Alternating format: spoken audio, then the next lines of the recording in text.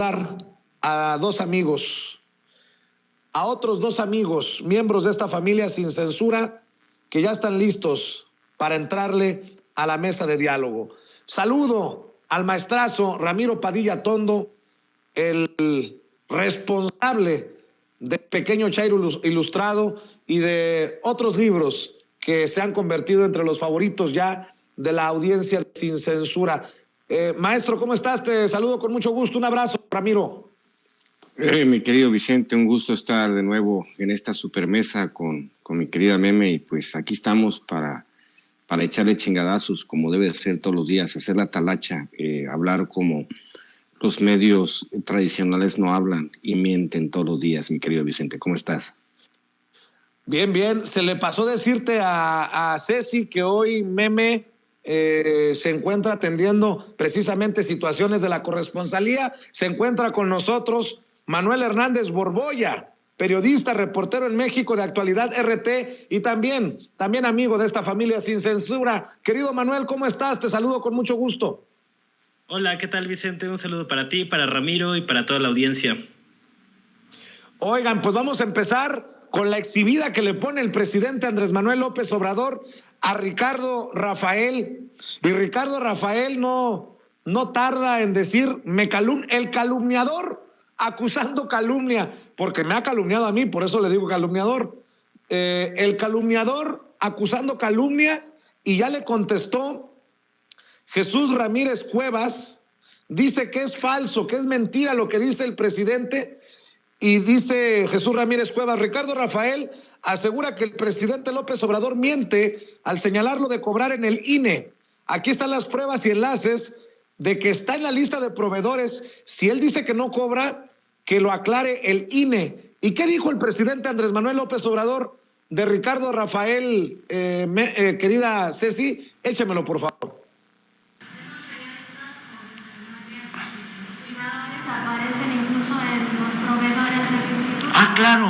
Claro. Vi este señor que también le molestamos mucho, que es un supuesto analista de la Madrid o la Madrid, ese Ricardo Rafael, sí, que vi que está ahí en el INE, vi una lista de proveedor y ese cada vez que escribe es en contra de nosotros.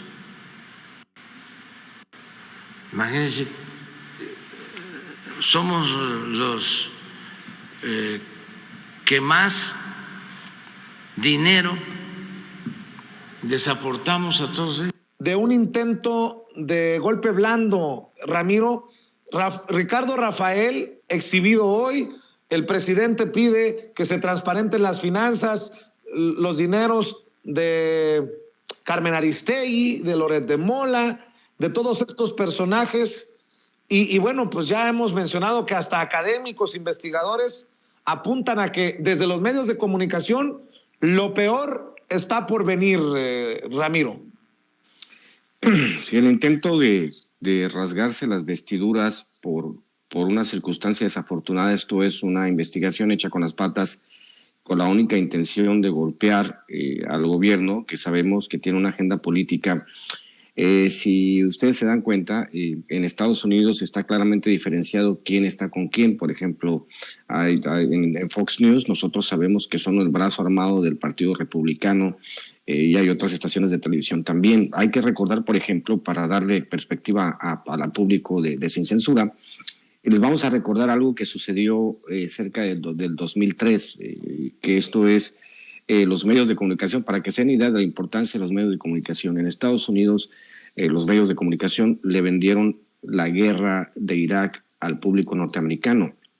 En cuestión de poco tiempo, todo el público norteamericano pasó de ser un escéptico de la guerra con Irak a apoyar totalmente por la labor que establecieron todos los medios de comunicación. Hay que recordar que en el 2003 pues, el asunto de los medios alternativos estaba en pañales. No podría, por ejemplo, Estados Unidos vender una guerra hoy porque hay muchos canales de YouTube que se opondrían totalmente, porque hay información circulando en los medios alternativos. Esa clase de venta de una realidad alternativa que se ha hecho a través de esta idea que se tiene de construir un, digamos, como decía Noam Chomsky, Manufacturing Consent. Yo les recomiendo mucho que lean todos los libros de Noam Chomsky para él les puede explicar. O también pueden leer los libros de Richard Kapuscinski, el gran periodista polaco. Explican esta parte donde los medios de comunicación se pueden convertir en los fieles a la balanza para tratar de crear una realidad alternativa. Los medios mexicanos, los medios hegemónicos mexicanos, todos los periodistas que han trabajado este nado sincronizado al sentirse atacados por nuestro presidente. Pero nuestro presidente, desgraciadamente muchos pueden decir que se ha excedido al exhibir los ingresos, pero en realidad no se ha excedido, simplemente está ejercitando su derecho a réplica. Así al menos yo lo veo desde mi perspectiva. Obviamente hay mucha gente que se ha molestado porque dicen que esta parte de exhibir los ingresos de Loret de Mola y empezar a exhibir a todos los periodistas que obviamente tienen una agenda ideológica, tienen un proyecto político más que una agenda, tienen un proyecto político y están identificados obviamente con un proyecto político como lo que yo te digo, Vicente. Todos ellos identificados, por ejemplo, con la venta de una guerra, la venta de guerra que le hicieron de Irak, la cual ocasionó cientos de miles de civiles inocentes muertos. Esa es más o menos la gravedad de lo que podemos entender en México, pero obviamente nosotros estamos en circunstancias distintas porque nosotros tenemos los medios alternativos y la gente, mucha gente, un gran porcentaje de los mexicanos se informan con medios alternativos, así que es muy difícil que ellos nos puedan vender una guerra al estilo de los medios norteamericanos. El único que se opuso a la guerra fue un camarada que tenía los talk shows, no sé si recuerdas a Phil Donahue. Phil Donahue fue el único que fue vocal al decir que no, que lo que estaba haciendo Estados Unidos era vender de mala manera una guerra que no era cierto, que era una guerra falsa, y lo corrieron, fue el único que se opuso. Pero todos los demás, el 100% de los medios de comunicación, todos los presentadores de noticias, todos los intelectuales, todos se unieron detrás de la causa del asunto de las armas de destrucción masiva que nunca existieron. Es por eso que es tan importante que la gente recuerde la historia de cómo los medios de comunicación han trabajado el asunto. Vamos a recordar el asunto de O Globo en Brasil, que le vendieron el caso de que Lula da Silva tenía un departamento que no sabía que existía y por ello lo metieron a la cárcel. Hay que recordar lo que se ha vendido en Ecuador. Hay que recordar, por ejemplo, que en Colombia, que nunca ha gobernado la izquierda es la culpable de todos los males en Colombia. Hay que recordar lo que sucedió en Argentina, que después de una campaña contra, digamos, Cristina Fernández de Kirchner, que 2 años después a mí me tocó estar en Argentina, había canales especializados en Argentina en atacar a Cristina Fernández de Kirchner 2 años después de que había salido de presidenta. Entonces, la derecha y sus campañas de desinformación tienen que enfrentar ahora sí el escrutinio de todo el público. Ya no estamos porque es muy peligroso. Se siente un precedente muy peligroso si permitimos que los medios hegemónicos de derecha puedan mentir con la mano en la cintura y se escuden en la libertad de expresión. Yo pienso sí que la libertad de expresión debe tener sus límites y su límite es cuando están mintiendo, están falseando la verdad. Entonces, obviamente estamos ante una circunstancia inédita en la cual no te puedes poner a jugar las vencidas con el Estado. Obviamente el presidente ha sido respetuoso, no ha censurado a nadie, pero quizá ya sea tiempo de apretar un poco las cuerdas, mi querido Vicente.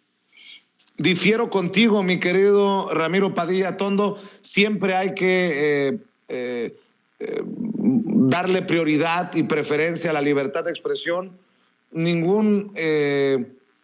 Nunca pudiera estar desde la trinchera de sin censura en apretar ninguna tuerca en ese sentido, pero eso sí te voy a decir, al César lo que es del César. Yo puedo tener muchas diferencias con Rubén Luengas, con quien he salido del chongo en muchas ocasiones, pero también en español, en la prensa en Estados Unidos, si alguien se opuso a la guerra contra Irak, abiertamente fue Rubén Luengas, y lo que lo llevó también a confrontarse incluso con Jorge Ramos, que le hizo el juego a la administración de George W. Bush.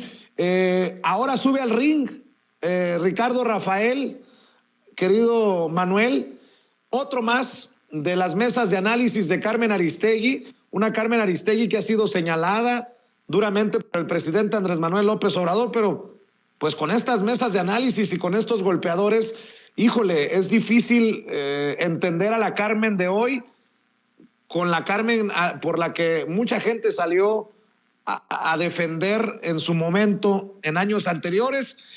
Tienes a Ricardo Rafael, a Sergio Aguayo, a Denise Dresser, tienes ya incluso a Anabel Hernández, en fin, ¿cómo ves la situación, Manuel?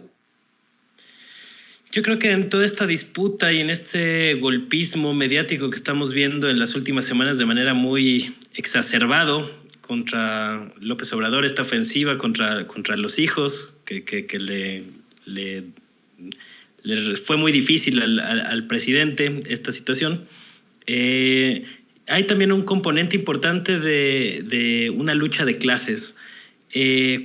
A estos periodistas de élites o que han formado parte de las élites que se han beneficiado de los abusos del régimen neoliberal, así hay que decirlo, que sus carreras estuvieron, digamos, atadas a estos vínculos, a estos grupos de poder en mayor o menor medida, pues ahorita están muy desencajados precisamente por esta confrontación abierta entre la presidencia de la República y estas élites periodísticas, entre las cuales pues incluyen personajes como Ricardo Rafael, que desde hace ya un buen rato pues ocupan espacios de privilegio en los medios de comunicación. Y lo mismo pasó con el caso de Loret de Mola y demás, ¿no? Mientras llevan años matando a periodistas, ahora sí que periodistas de a pie, están reportando en las calles, en estados muy peligrosos, sumidos por la violencia.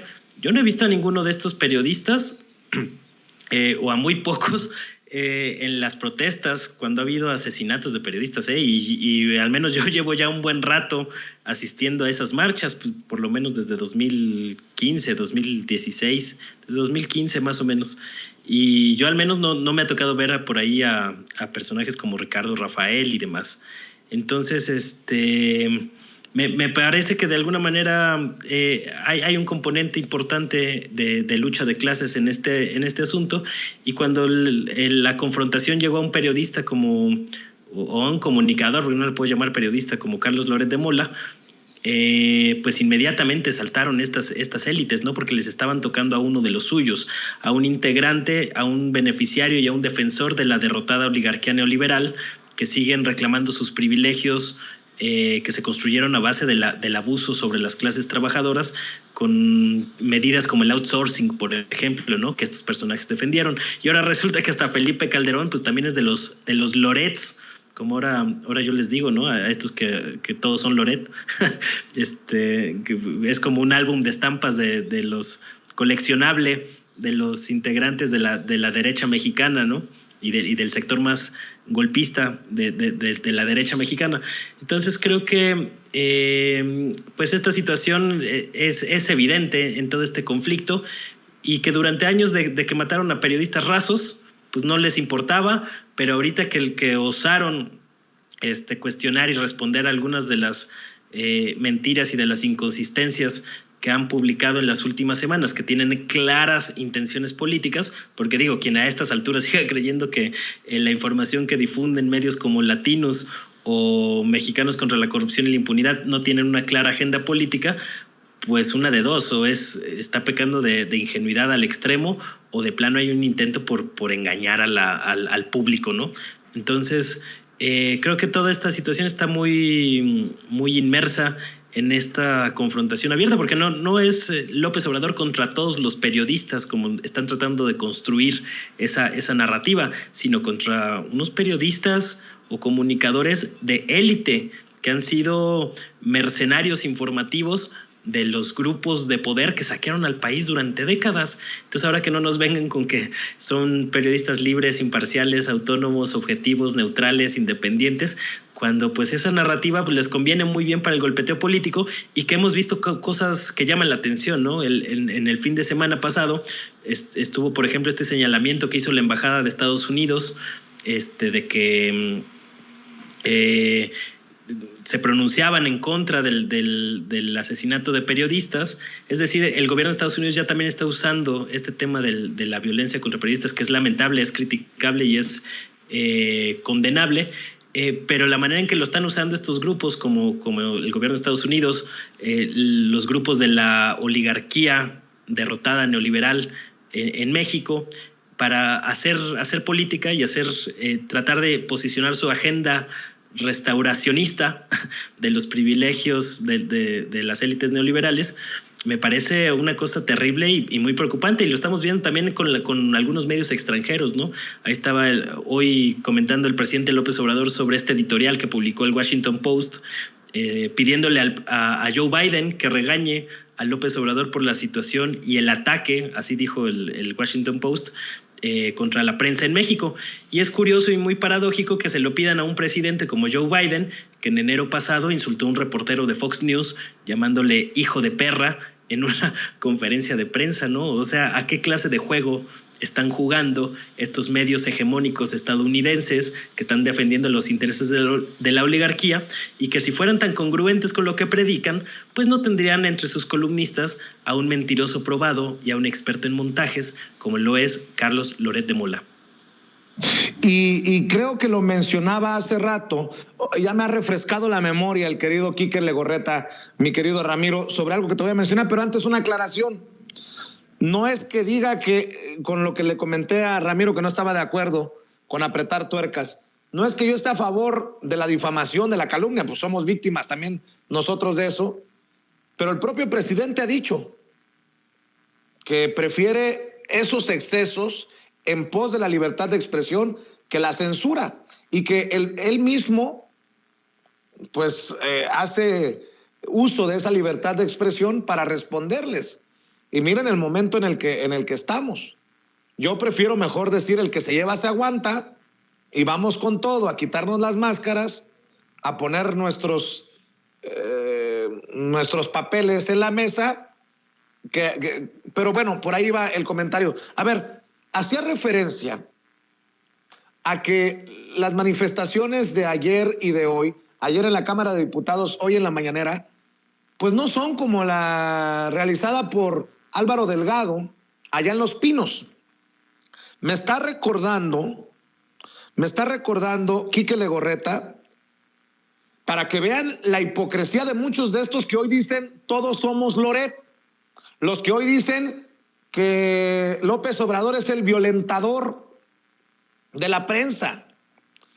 Dice, la protesta de Álvaro Delgado recuerda que se produjo cuando Peña Nieto elogiaba al presidente del Consejo de Administración de Grupo Fórmula, Rogelio Azcárraga, acompañado de periodistas de esa cadena como Joaquín López Dóriga, Ricardo Rocha, Ciro Gómez Leiva, y cuando decía que su gobierno es respetuoso de la libertad de expresión. Pese a la protesta y justo al cumplirse un mes, ese día se cumplía un mes del asesinato de Javier Valdés, corresponsal de la jornada, cofundador de Río 12, experto en temas del crimen organizado, Peña Nieto no hizo una sola mención de ese asesinato ni de la violencia contra los periodistas. Y aún así le aplaudieron, porque ahí estuvieron Carlos Loret de Mola, Denise Merker, Ruiz Gili, Paola Rojas, Ciro Gómez Leiva, Joaquín López Dóriga, muchos de los que hoy andan muy alebrestados contra el gobierno, pues. Me dice Enrique Legorreta, en ese entonces Álvaro Delgado desplegó una pancarta que en letras rojas y negras exigía basta de sangre, rectifique presidente, ni uno más. Justo al cumplirse un mes del asesinato del periodista Javier Valdés Cárdenas en Culiacán, Sinaloa. Fue cuando Álvaro Delgado exhibió la manta mientras Peña Nieto hablaba de su gobierno y de su apapacho a ciertos medios de comunicación. En ese entonces no hubo gran solidaridad con Álvaro Delgado, que era visto algo así como apestado. Y nada más para abonar a este diálogo, mi querido Ramiro Padilla Tondo, que los que de antes son los de hoy. La diferencia es que nosotros, la audiencia, no somos los mismos. Ya no nos podemos tragar la misma calabaza de ayer por lo que sabemos hoy. Ramiro. Voy a elaborar una frase que quiero que se inmortalice. Fíjense bien. Prensa que nace torcida, nunca su rama endereza. Eso es lo que ha pasado en México. Prensa que nace torcida, nunca su rama endereza. La prensa, desgraciadamente, en su inmensa mayoría está torcida en México. ¿Por qué? Hemos hablado de los antecedentes del por qué la prensa en México se comporta de cierta manera, tiene ciertos comportamientos.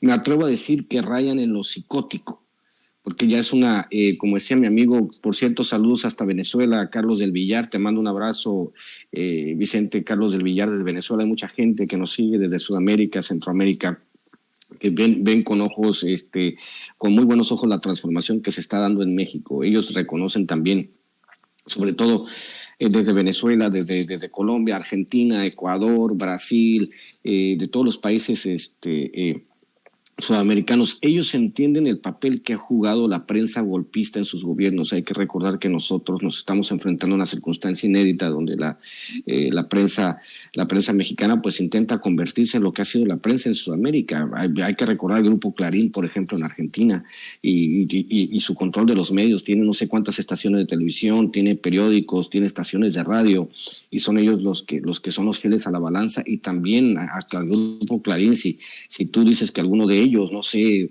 el pelotudo del Feynman o el otro mega pelotudo de la Nata, que son basura periodística en Argentina, que son los equivalentes a Loret y todos ellos, salen diciendo que hay golpismo, que vamos a llegar al comunismo. Exactamente. La derecha en todo el mundo tiene los mismos comportamientos, digamos que son genéricos intercambiables. Tú puedes agarrar la prensa mexicana y trasladarla a Argentina y sería exactamente lo mismo. Te puedes traer a esos pelotudos a México y exactamente sería lo mismo. Entonces lo que estamos viendo es obviamente esta idea de la construcción de una narrativa, porque eso es al final de cuentas lo que quieren hacer, ¿no? Construir una narrativa para desarrollar la idea de que sí, nosotros sí somos corruptos, pero ellos también. Y obviamente no, pues lo hemos dicho muchas veces, si ellos, para ellos hubiese sido oro puro haber encontrado algún movimiento extraño en López Obrador para haberlo destrozado de una, pero nunca lo pudieron encontrar. Entonces, ahora con este trabajo que se hace de demolición, el trabajo de tratar de crear una percepción, de tratar de calentar las redes, obviamente voy a parafrasear a Lord Montajes, Twitter no representa lo que es México, y aparte si esos como 60,000 que dicen ellos se juntaron, por ejemplo en Nueva Delhi, se juntaron en Arabia Saudita y hicieron traducción simultánea a todos los bots, ¿no? Para apoyar a Loretito, pues obviamente no funciona así. La verdadera fuerza está en otro lado. Pues obviamente el presidente ha decidido pues escalar el conflicto, y a mí me parece bien que haya decidido pues ya saltar al ruedo y señalarlos con nombre y apellido, porque pues ellos no juegan limpio. El problema que tenemos la izquierda y que tiene la derecha es que nosotros, la izquierda, por ejemplo, cualquier cosa que digamos tiene que estar sujeta a datos duros y tiene que ser veraz. Esa es porque si imagínate que alguno de nosotros dé un dato falso, andamos siempre caminando por una línea muy delgada de credibilidad. En cambio, la derecha puede mentir con la mano en la cintura y nadie lo va a llamar a cuentas. Esa es la lucha tan desigual. Ellos tienen el 90% de los medios, ellos tienen los periódicos, ellos tienen todo el capital del mundo, del dinero que se robaron de nuestros impuestos, construyeron un capital de dinero que se robaron de nuestros impuestos para mentirnos con nuestros propios impuestos.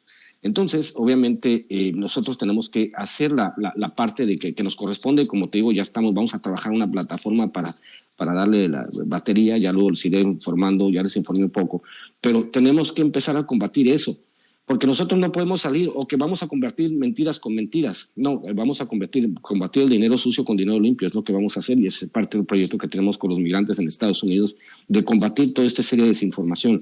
Es un trabajo difícil porque obviamente yo te he visto, Vicente, con la frustración de que estás debatiendo con un cabrón que sabes que te está mintiendo en la cara.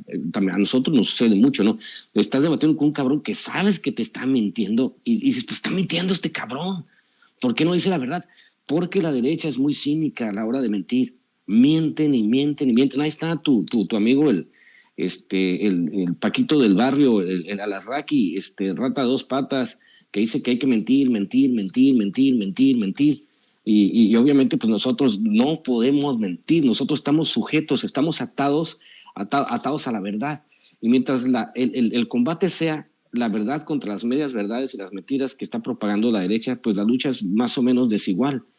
Pero va a llegar el momento en que nos vamos a imponer. Y obviamente el presidente tiene que salir a responder, porque la palestra más importante es la mañanera, pero también Morena se queda corta. No sé si estará de vacaciones Mario Delgado, Ricardo Monreal, todos ellos estarán de vacaciones. ¿Por qué no salen estos cabrones de Morena a echar chingadazos en las redes sociales, a pelear, a responder, sobre todo los dirigentes, ¿no? Veo que sí los senadores y los diputados sí le entran a los fregadazos, pero los dirigentes se están quedando muy cortos.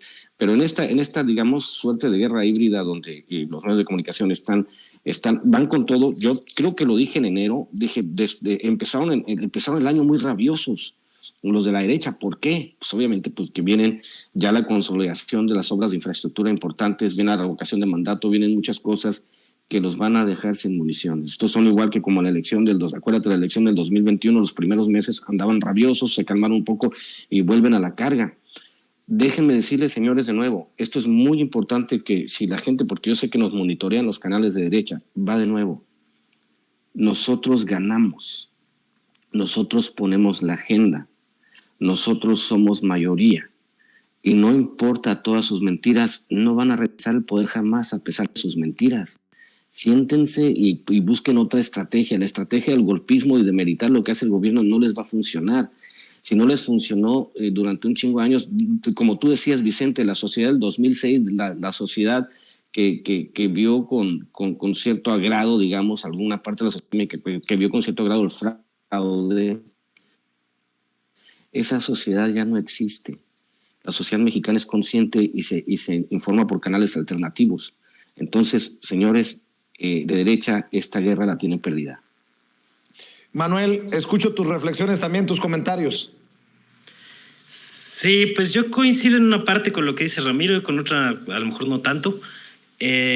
Sobre este asunto de la verdad, sí, pues un proyecto transformador está obligado a hablar de frente y con la verdad, aunque sea una desventaja, porque los otros tienen toda la maquinaria mediática y una propensión muy grande a decir mentiras, como lo reconoció abierta y públicamente el publicista fascistoide Carlos Alarraqui, que pues ha sido contratado habitualmente por muchos grupos de derecha. Ahí lo vimos en un video dándole esa recomendación a Roberto Madrazo, cuyos hijos son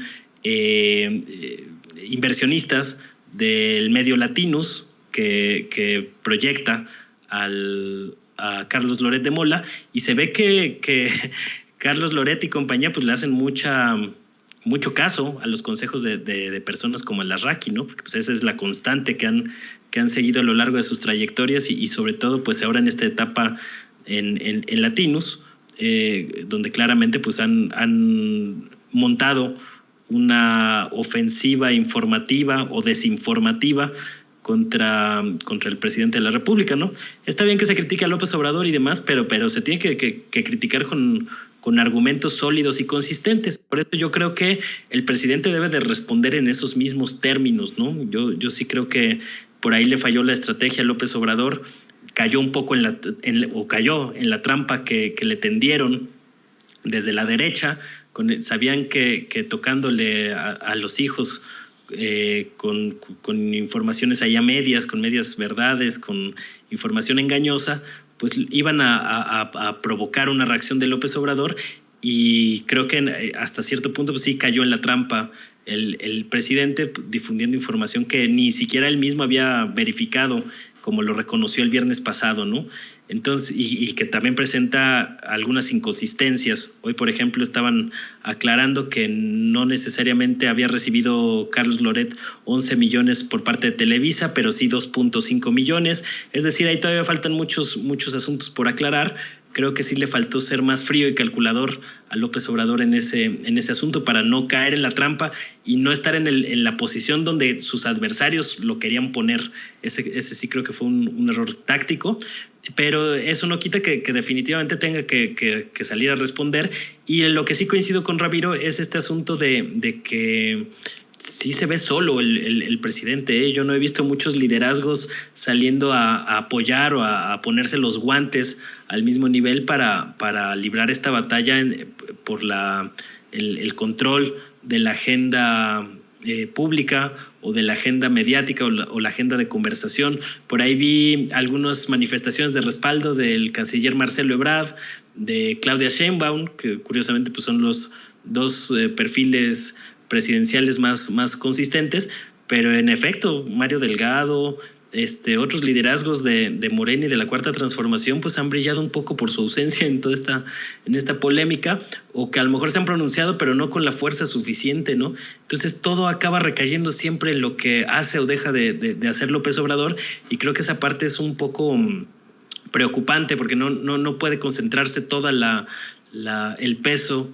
del proyecto en solamente la figura del presidente. Debe de haber otros liderazgos que salgan también a refutar, a rebatir, a dar la pelea en el terreno mediático, y no hemos visto tanto esa situación. Entonces yo creo que también es un punto que hay que tomar en cuenta. Nada más para abonar a esto que estás diciendo, salió René Bejarano, fíjate quién, René Bejarano en redes a decir: buenos días, hay que seguir trabajando en unidad por el proyecto de la Cuarta Transformación, por el buen vivir, por López Obrador. Y ya salió Carlos Loret de Mola a darle duro. Este respaldo no lo tiene ni Obama, se está cayendo a pedazos, precisamente por lo que decías, ¿no? Sí, pues es que pues está flaca la caballada, ¿no? O sea, yo no veo así un respaldo masivo y demás. Hay más por parte de los simpatizantes de López Obrador, que sí son más aguerridos en este tema de redes, pero faltan esos liderazgos, ¿no? Que vayan a los programas de debate a dar la pelea, a ponerse los guantes, porque también esta ofensiva mediática no nada más es contra el presidente, es contra todo el proyecto que está tratando de cambiar las cosas y la correlación de fuerzas entre las élites que se apoderaron del país durante el régimen neoliberal, que curiosamente pues están tan desarticulados en la derecha mexicana que celebraron una reunión en Twitter de, ellos dicen, 60,000 personas, como si hubieran ganado las elecciones presidenciales. Es una cosa patética y deplorable, pero que te habla mucho de cómo están ellos también urgidos de estos liderazgos que les permitan rearticularse,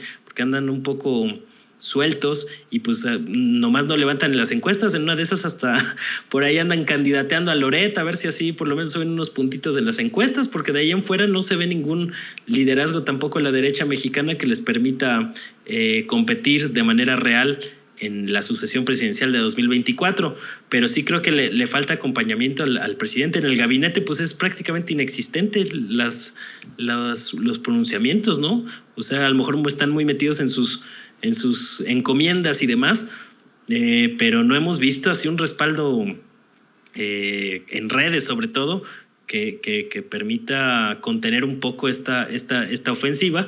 Y con lo de Bejarano, pues digo, pues siempre va a ser complicado recibir un apoyo de un personaje que fue exhibido con tanta hazaña como lo fue René Bejarano, ¿no? Entonces, todo lo que puedan usar estos grupos para denostar, lo van a utilizar. Entonces, precisamente por eso hay que salir a dar la pelea por parte de los grupos que simpatizan con López Obrador, pero sí hacen falta que estos liderazgos sean más visibles. O sea, no pueden ahí deslindarse de este conflicto, ¿no?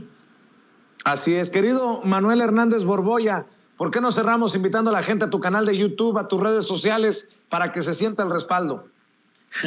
Ese apoyo sí se ve. Muchas gracias, Vicente. Pues sí, ahí andamos en el canal de YouTube, Manuel Hernández Borbolla, comentando algunos de estos temas más a fondo, en la página de Facebook, Manuel Hernández Borbolla Periodista, y de tiempo completo ahí en Twitter, @Manuel H. Borbolla. Muchas gracias por la invitación. Un gusto siempre estar aquí con ustedes, con la mesa, con Ramiro, y un saludo para toda la audiencia. Claro que sí, gracias Manuel. Ramiro Padilla Tondo, cerremos también invitando a la gente a tus trincheras, a tus esfuerzos. Señores, ahora que ando de gira por Estados Unidos, me han llegado varias peticiones de la comunidad migrante por hacer algún proyecto, una plataforma. Les iremos informando qué es lo que se va a hacer. Los migrantes también quieren convertirse en parte de la transformación de manera más activa. Ya les iré explicando de qué se trata el proyecto que traemos. Y pues después de esta campaña de desinformación, decirle a la derecha que ustedes acaban de despertar un gigante dormido que es la comunidad migrante en Estados Unidos. van a esperar noticias de nosotros coordinando este proyecto. Y pues nos vemos hoy en la noche en Chaironomics, por ahí de las 11 de la noche, @Ramiro Atondo, @Chairo Ilustrado, estamos en Twitter. Y decirles, cierro con un pensamiento, y que es muy importante que se entienda. El presidente es humano, el presidente tiene un corazón, tiene sentimientos. Obviamente no esperen que el presidente sea un político como un robot, no es un muñeco acartonado como Peña Nieto, no es un genocida como Calderón, no es una mente malvada como Carlos Salinas de Gortari, no es un vendepatrias como Ernesto Zedillo, no es un bruto como Vicente Fox, es una persona con sentimientos. Y así como él, por más político que seas, siempre en tu corazón va a estar primero tu familia. Con eso cierro, mi querido Vicente. Muchas gracias. Muy bien, muchas gracias, Ramiro Padilla Atondo. Gracias, Manuel Hernández Borboya. Estamos al pendiente para otra mesa de diálogo aquí en Sin Censura. Oiga, a ver, ¿qué cosas pasan?